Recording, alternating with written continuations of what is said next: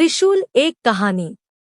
एक बहुत ही पुराना गांव था जहां बहुत से प्राचीन खंडहर बने थे और इन खंडहरों में कई वर्षों से पुरातत्व वैज्ञानिक रिसर्च के लिए आया करते थे। वैज्ञानिकों को इस गांव से हिंदू संस्कृति से जुड़ी कई प्राचीन वस्तुएं प्राप्त हुई थी, इसीलिए यह गांव प्राचीन हिंदू सभ्यताओं की खोज के केंद्र के रूप में जाना जाता था। लेकिन उनकी खोज अभी तक अधूरी थी, क्योंकि वह धार्मिक ग्रंथों में बताए गए अस्त्र शस्त्रों की खोज में लगे हुए थे। एक बार उसी गांव के मैदान में बच्चे फुटबॉल खेल रहे होते हैं। अचानक उनकी फुटबॉल एक गड्ढे के अंदर चली जाती है। गड्ढा काफी गहरा था, इसलिए बच्चों की हिम्मत उस गड्ढे के अंदर जाने की नहीं हो रही थी। तभी गांवों में एक फेरी वाला कपड़े बेचने आता है। बच्चे उसे रोक लेते हैं और उससे अपनी फुटबॉल निकालने की जिद करने लगते हैं। फेरी वाला बच्चों की जिद मानकर गड्ढे के अंदर घुस जाता है। अंदर बहुत अंधेरा था, जिस वजह से उसे कुछ दिखाई नहीं दे रहा था। वह अंदाजे से नीचे उतरता जा रहा था। अचानक उसका पैर फिसल जाता है और वह गड्ढे के अंदर जाकर फंस जाता है। फेरी वाला दर्द से चीख उठता है और उसकी आवाज सुनकर आसपास के लोग गड्ढे के पास जमा हो जाते हैं और सभी उसे निकालने की कोशिश करने लगते हैं। फेरी वाला किसी चीज से अटक गया था और उसके पैर की हड्डी टूट चुकी थी, जिसके कारण वह खड़ा नहीं हो पा रहा था। उसे निकालने के लिए सरकारी बचाव दल को बुलाया जाता है।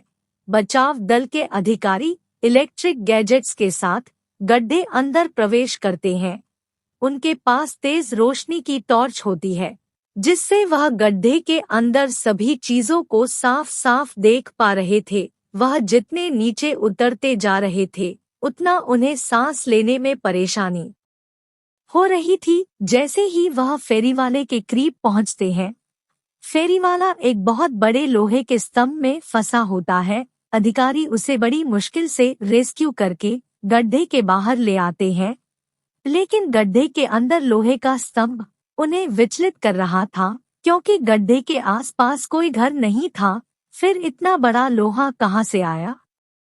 वह लोहे को बाहर निकालने का फैसला करते हैं, लेकिन यह क्षेत्र पुरातत्व विभाग के अंतर्गत आता था, इसलिए यहाँ उपस्थित किसी भी खनिज को बिना उनके अनुमति के नहीं लिया जा सकता था। बचाव दल की अधिकारी पुरातत्व विभाग को बुलावा भेजते हैं और जैसे ही वह इस लोहे के स्तंभ की जांच करते हैं, तो उनकी खुशी का ठिकाना नहीं होता, क्योंकि यह चीज लोहे से नहीं बल्कि अंतरिक्ष के ग्रहों में उपस्थित विभिन्न प्रकार की खगोलीय धातुओं से बना हुआ स्तंभ प्रतीत हो रहा था, जो कि पृथ्वी में इकलौता था। उस धातु के गहन अध्ययन से उन्हें इस बात का एहसास हो चुका था कि यह जरूर हिंदू संस्कृति से संबंधित कोई विशाल अस्त्र हो सकता है। स्तंभ का आकार बहुत विशाल था, जिसे निकालने के लिए बड़ी बड़ी मशीनें लगाई जाती है और स्तंभ को निकालने की जद्दोजहद शुरू हो जाती है। उस गड्ढे के आसपास हजारों की तादाद में लोग जमा हो जाते हैं। सभी उत्सुकता से गड्ढे की तरफ देख रहे थे। खनिज विभाग के अधिकारी पूरी मशक्कत के साथ स्तंभ को निकालने में लगे होते हैं। खुदाई करते हुए 38 घंटे गुजरते ही अचानक स्तंभ का आखिरी छोर इनके हाथ लग जाता है और जैसे ही हाइड्रोलिक मशीन की सहायता से स्तंभ को बाहर खींचा जाता है, वहां उपस्थित लोग जय भोलेनाथ के नारे लगाने लगते हैं, क्योंकि यह स्तंभ भोलेनाथ के त्रिशूल की तरह प्रतीत हो रहा था, जिसकी पुष्टि पुरातत्व वैज्ञानिकों द्वारा की जाती है। वैज्ञानिकों के हाथ में बहुत बड़ी सफलता लगती है, क्योंकि वह हिंदू संस्कृति के प्रतीकों का शोध कई वर्षों से कर रहे थे और उन्हें आज तक इतना बड़ा जीता जागता उदाहरण नहीं मिला था। लेकिन आज उनकी यह खोज पूरी हो चुकी थी। त्रिशूल को अनुसंधान केंद्र में ले जाया जाता है। त्रिशूल मिलने की खबर से पूरे विश्व में जिज्ञासा पैदा हो चुकी थी। सभी जानना चाहते थे कि त्रिशूल वाकई भोलेनाथ का है या यह कोई सामान्य ढांचा है। त्रिशूल की रिसर्च करने के लिए कई देशों से वैज्ञानिकों को आमंत्रित किया जाता है। सभी अपने अपने स्तर से त्रिशूल की कई पैमानों में जांच करते हैं और जब फाइनल रिपोर्ट आती है तो वैज्ञानिकों में खुशी की लहर दौड़ पड़ती है, क्योंकि यह हजारों वर्ष पुराना भोलेनाथ का ही त्रिशूल लग रहा था।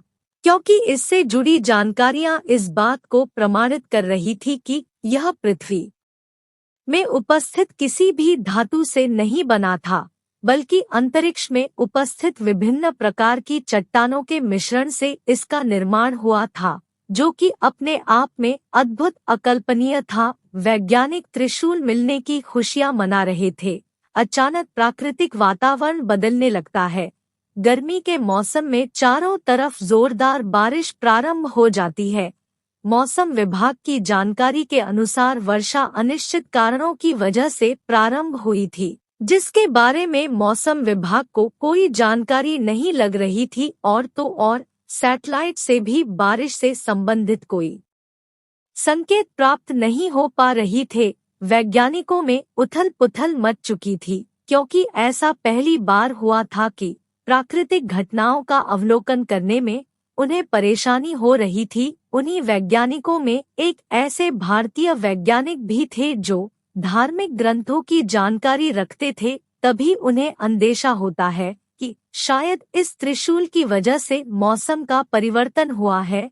वह सभी से कहते हैं, कहीं ऐसा तो नहीं कि यह त्रिशूल जिस जगह पर उपस्थित था उसी वजह से प्राकृतिक संतुलन बना हुआ था और हमने त्रिशूल को उसकी जगह से हटाकर इस संतुलन को बिगाड़ दिया। भारतीय वैज्ञानिक की वजह से त्रिशूल के बारे में बहुत सी जानकारियां इकट्ठा हुई थी, इसलिए सभी वैज्ञानिक इनकी इस बात को गंभीरता से लेते हैं और त्रिशूल को वापस उसी जगह ले जाने का फैसला करते हैं जहां से वह इसे निकाल कर लाए थे और दोबारा मशीनों की मदद से त्रिशूल को उठाने का प्रयास किया जाता है।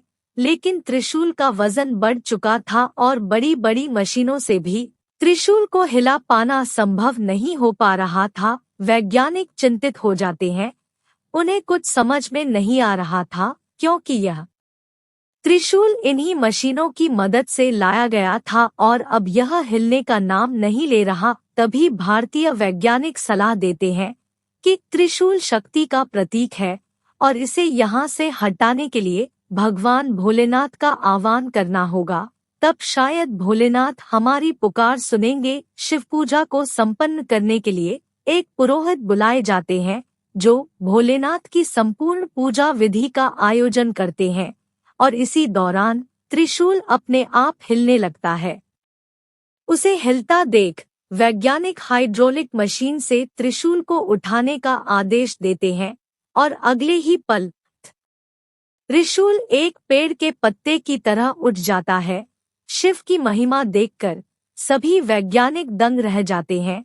सभी हाथ जोड़ते हुए भोलेनाथ को प्रणाम करते हैं और जैसे ही त्रिशूल को गड्ढे में वापस प्रवेश करवाया जाता है, अचानक बारिश रुक जाती है। वैज्ञानिक अब समझ चुके थे कि हमें भी प्राकृतिक चीजों को बिना उनका स्थान परिवर्तन किए ही शोध करना होगा, अन्यथा इस पृथ्वी का अस्तित्व ही नहीं रहेगा। और इसी के साथ शिव के रहस्यमय त्रिशूल का किस्सा खत्म हो जाता है।